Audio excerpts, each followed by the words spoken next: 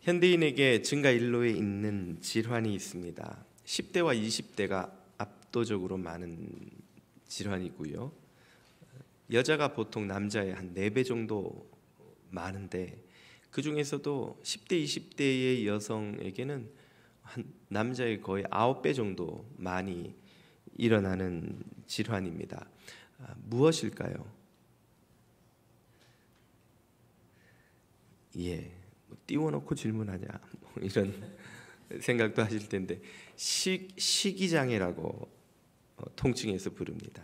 먹는 것에 관련된 질환인데요.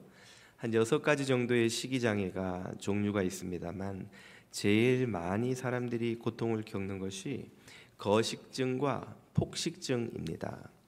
거식증 말 그대로 음식을 거부하는 증세지요. 폭식증 말 그대로 음식을 지나치게 많이 섭취하는 증세입니다. 이 2가지 증세의 공통점은 모두 정신적인 문제가 생리적인 문제를 일으킨다는 것이죠.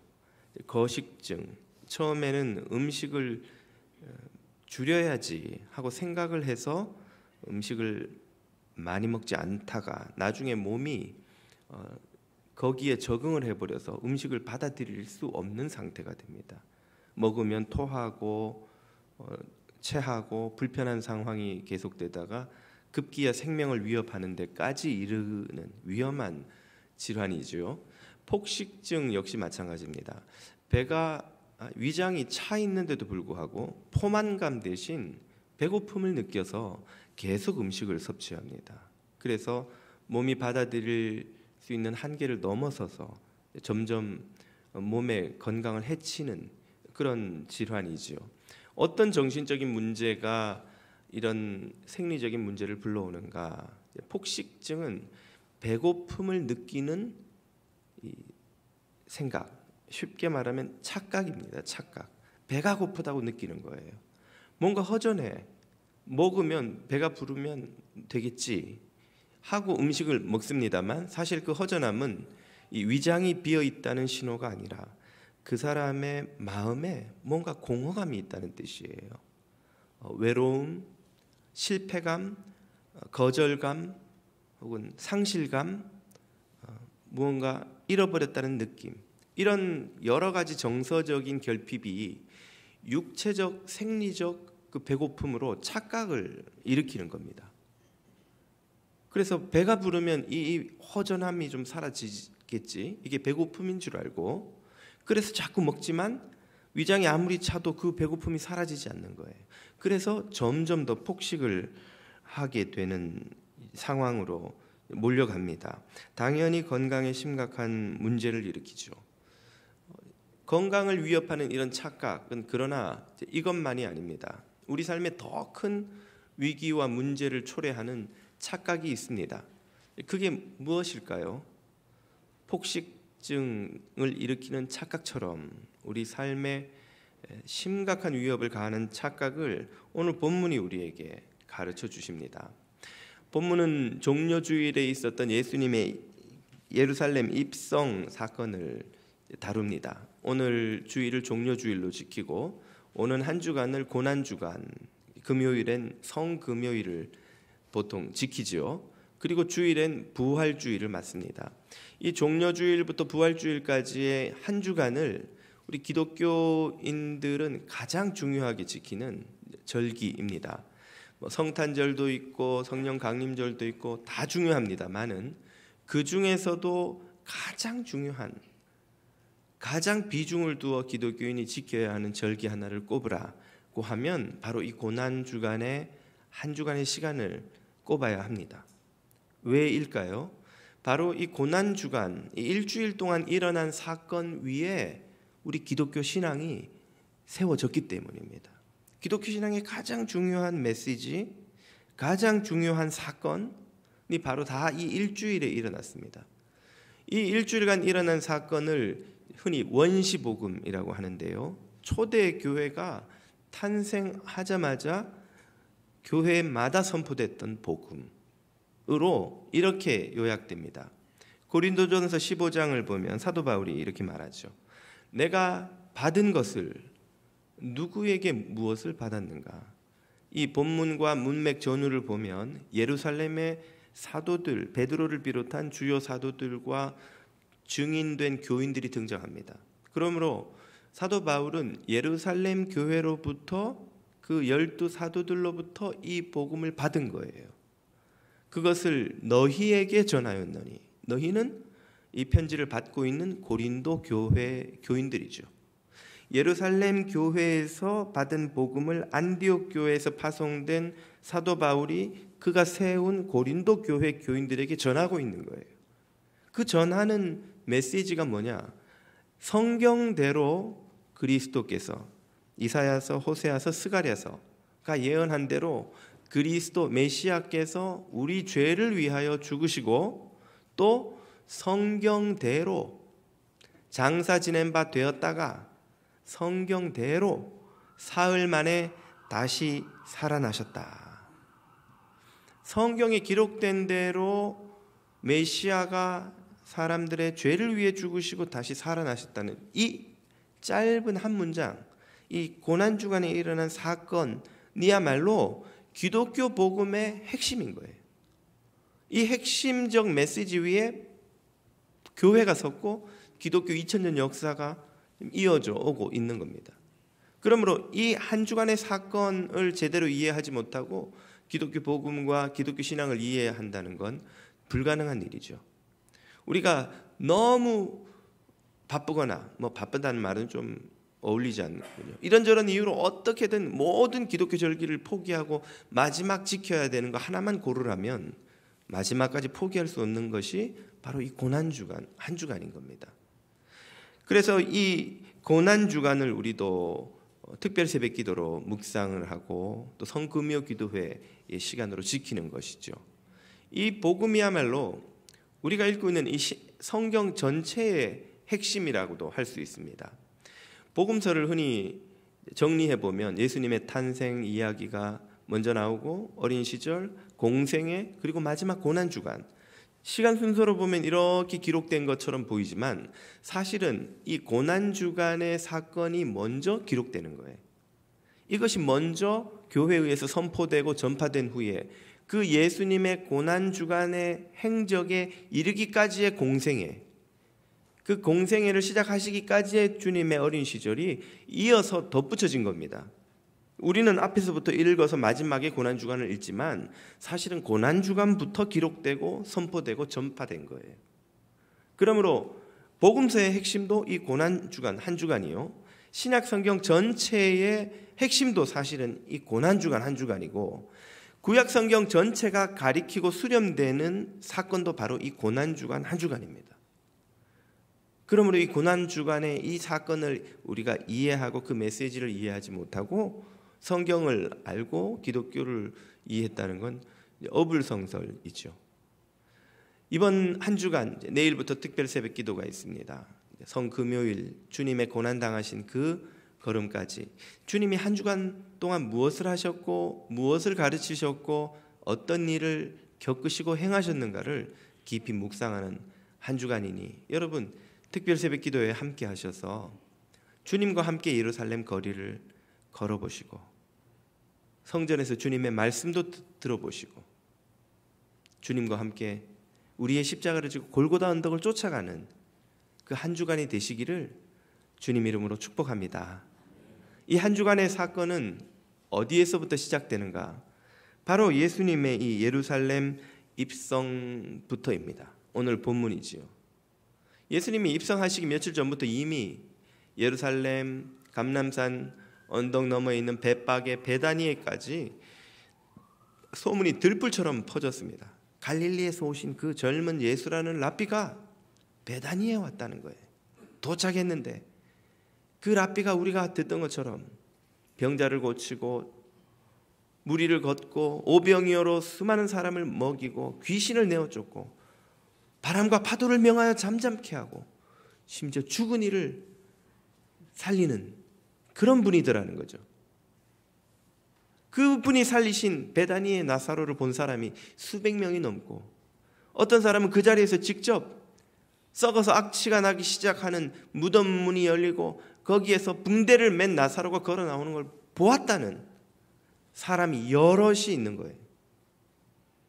그들이 예루살렘과 유대 인근에 그 랍비가, 그 젊은 예수라는 랍비가 베다니에 도착했다는 소문을 퍼뜨리기 시작했습니다.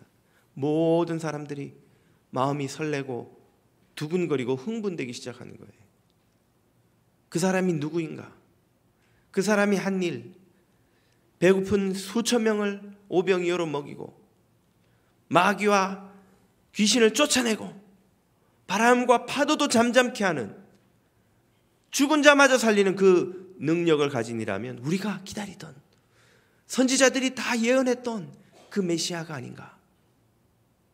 그 메시아가 만약 맞다면 그가 이 예루살렘 성에 입성하는 선지자들의 그 예언대로, 사람들에게 퍼져 있는 이 기대대로 그가 감람산을 넘어 이 황금문을 지나 예루살렘 성전에 들어오는 그날은 구원의 날이 될 것이 아닌가. 사람들 마음속에 기대가 퍼져가고 있었던 겁니다. 드디어 그날 아침 오늘 그가 오신다는 소문이 퍼지자 사람들은 아무도, 그 누구도 집안에서 머물며 다른 일을 할 수가 없었습니다. 모두가 기드론 골짜기 주변으로 몰려나와 감람산 언덕을 바라보며 이제나 저제나 그 예수라는 랍비가 나타날 것인가를 기다리고 있었죠.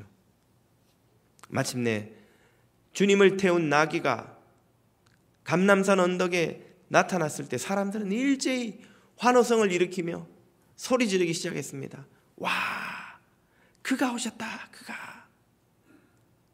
선지자들이 예언한 대로 이 로마의 지긋지긋한 압제와 이 고통스러운 가난과 질병으로부터 우리를 구원해 줄 메시아, 제2의 다윗, 새로운 다윗 왕국을 세워 우리에게 번영과 복지를 줄, 이 속박을 끊어버리고 자유와 해방을 줄 그가 오셨다. 나귀를 타고 감람산을 지나 예루살렘에 입성하는 것은 구약의 왕들이 개선할 때에, 전쟁에서 승리하고 개선할 때 하는, 재현하는 모습입니다. 누가 봐도 이것은 왕의 행렬인 거예요. 사람들은 겉옷을 펴서 그 왕이 오시는 길에 깔기 시작했습니다. 당시 대부분의 대중들은 겉옷 한 벌로 평생을 살았습니다. 옷을 갈아입고 말고 하던 시절이 아니에요. 그 겉옷을 벗음으로 속옷을 입은 알몸이 드러났지만 누구도 신경 쓰는 사람이 없었습니다. 옷으로 부족하자 종려나무 가지를 꺾어서 길에 깔고 손에 들고 흔들며 그들은 외치기 시작했습니다. 호산나 다윗의 자손이여 찬송하리로다.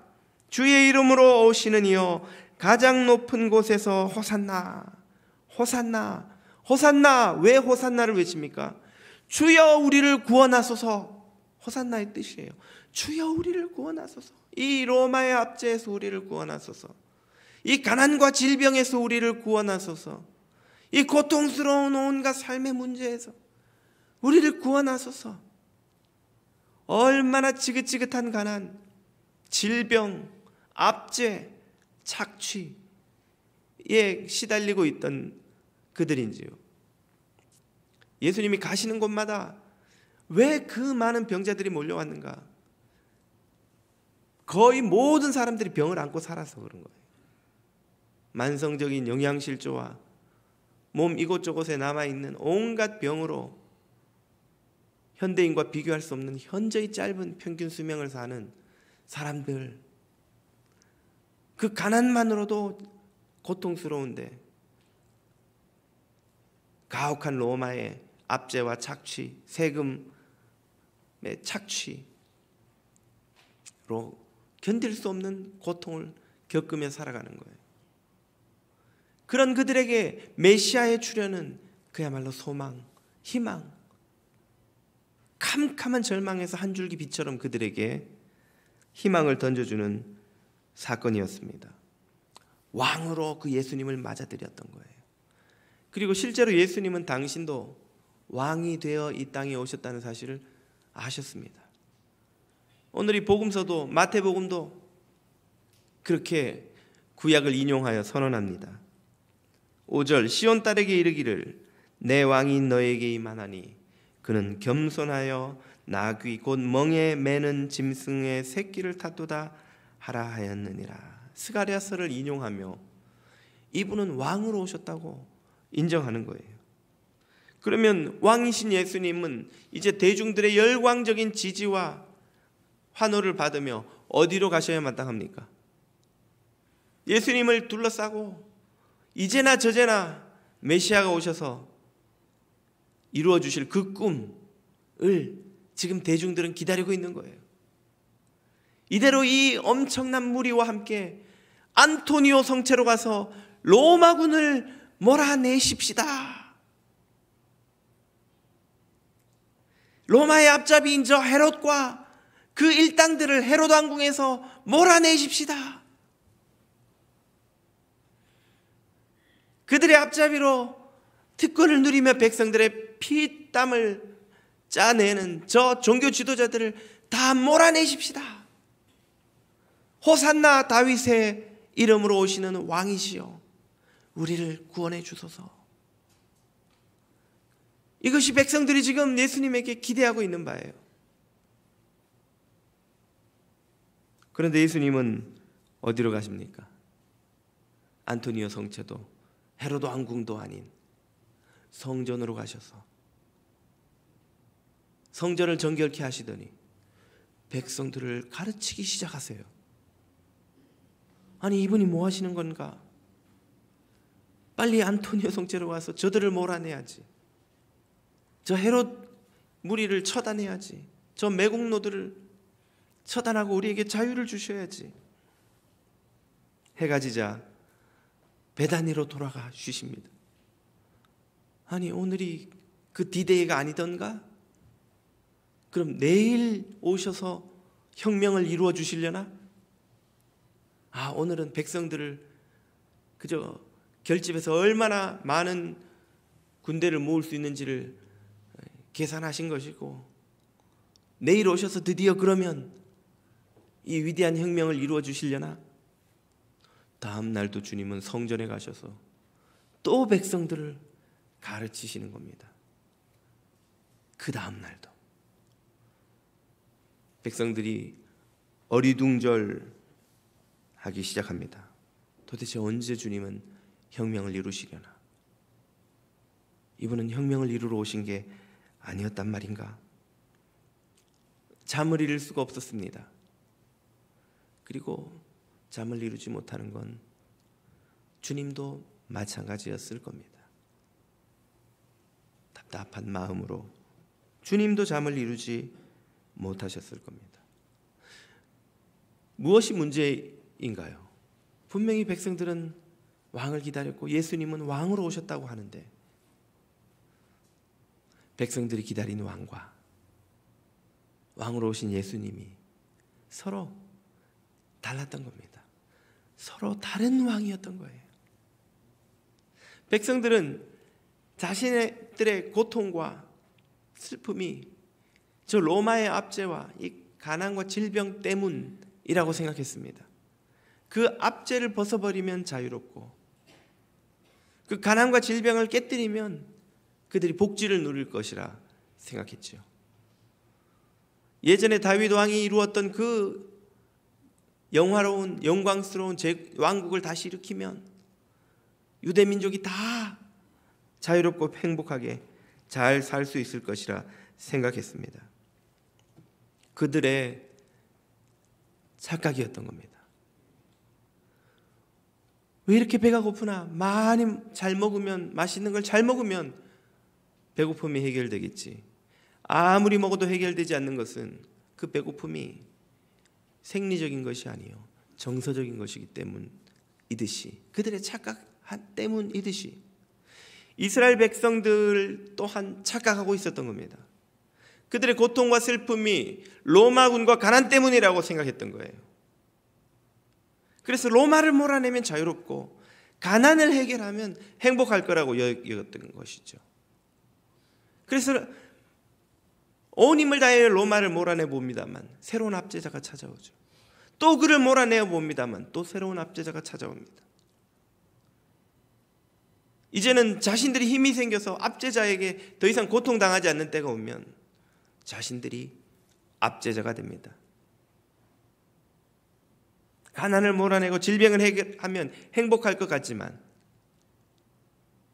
그것으로 채워지지 않는 여전히 공허하고 가난한 마음을 채울 길이 없는 현실을 마주해야 합니다. 예수님은 그들이 착각하고 있다는 사실을 깨우치시기 위해서 매일매일 성전으로 가셔서 그들을 가르치셨던 거예요.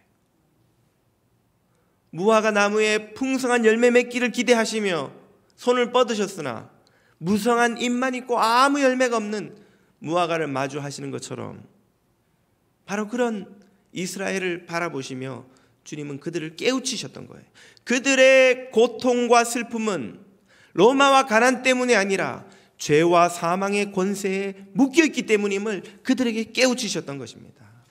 그걸 깨달아야 그들이 진짜 고통의 원인을 깨닫고 진짜 슬픔의 원인을 깨닫고 그것으로부터 벗어나기를 구하며 참 메시아 왕 예수 그리스도를 영접할 수 있었기 때문입니다. 예수님은 바로 대중들에게, 백성들에게, 이스라엘에게 이 사실을 깨우치시려고 왕궁으로 달려가시는 대신 성전으로 가 그들을 매일매일 가르치셨습니다. 주님의 이 가르침을 깨닫지 못하면 아무리 기다려도 그들의 바라는 자유는 누릴 수 없고 그들의 바라는 행복은 경험할 수 없습니다. 이것을 깨닫지 못하면 이 참된 자유와 해방을 주시는 주님이 자신들의 바람을 만족시켜 주지 않을 때 얼마 지나지 않아 그들은 호산나, 주님을 찬송했던 그 입으로 우리가 원하는 것은 바라바리 예수를 십자가에 못 박으시오 하고 외치는 폭도로 바뀔 것이었습니다. 예수님을 배신하고 도망치는 이들이 될 것이었습니다. 예수님은 그들을 부지런히 깨우치실 뿐 아니라 그들을 묶고 있는 죄와 사망의 권세를 깨뜨리시기 위하여 이 한 주간 금요일에 십자가를 지시고 골고다 언덕으로 걸어가심으로 죄의 권세를 깨뜨리셨습니다. 주일에 무덤에서 살아나심으로 사망의 권세를 깨뜨리셨습니다. 그러므로 예수님의 진정한 개선 행렬은 이 종려주일에 예루살렘에 입성한 것이 아니라 사람들의 저주를 받으며 십자가를 지고 골고다 언덕으로 올라가신 이 행렬이었습니다. 오늘 우리도 2000년 전 예루살렘 주민들처럼 예수님을 향해 열광하고 있지 않습니까? 주일 아침마다 수십억의 사람들이 온 세계 곳곳에 모여서 호산나 다윗의 이름으로 오시는 이여 찬송하고 있지 않느냐 말이에요. 우리들의 그 바람과 찬송이 2000년 전 그 무리들의 것과 얼마나 다릅니까? 혹시 우리가 바라는 왕은 우리의 청구서를 해결해주고 우리의 학교와 직장과 자녀 문제를 해결해주고 우리의 질병과 우리의 인생의 걱정거리들을 해결해주는 그런 왕은 아닙니까? 그렇다면 우리도 우리의 바람이 이루어지지 않을 때 언제 돌변할지 모릅니다. 주님을 십자가에 못 박는 폭도로 바뀔지 모릅니다. 주님은 우리를 깨우치시려 이 한 주간 새벽마다 당신의 행적을 우리에게 들려주시리라 믿습니다. 우리가 마음을 열고 귀를 열고 주님의 음성을 듣고 주님의 그 말씀을 성전에 모여 겸손히 듣는 이들이 된다면 주님께서는 우리의 진짜 문제가 무엇인지를 보여주실 것입니다. 청구서가 아니라 직장이요, 학교요, 연봉이요, 차요, 집이요, 자녀요, 삶의 문제가 아니라 우리의 진짜 문제는 죄와 죽음의 권세에 묶여 있는 것이요 예수 그리스도를 우리의 참 왕으로 모시지 못한 것임을 깨닫게 해주실 것입니다. 그것을 깨달을 때 우리는 주님의 뒤를, 우리의 십자가를 지고 쫓아가는 주님의 제자가 됩니다. 우리도 입성하시는 주님을 맞으러 나가야 합니다. 그러나 우리의 모든 헛된 바람과 욕망을 다 내려놓고 참 그분을 왕으로 모시고 그분이 우리에게 주시고자 하는 참 자유와 참 생명을 겸손히 받아 누리러 나가야 합니다. 그분이 왕이시오, 우리가 그분의 종이지. 우리가 왕이며 우리의 소원을 들어주는 그분이 우리를 찾아오는 것이 아님을 우리가 깨달아야 합니다. 오늘 종려주의를 맞는 사랑하는 성도 여러분, 우리 손에도 종려나무 가지가 들려야 마땅합니다. 하나님의 나라와 의를 구하는 종려나무 가지를 들고 예수 그리스도를 참 왕으로 환호하며 우리 삶의 중심에 모셔드려 그분을 섬기는 참 생명의 백성으로 거듭나는 이 종려주일이 되시기를 주님의 이름으로 축복합니다. 기도드리겠습니다.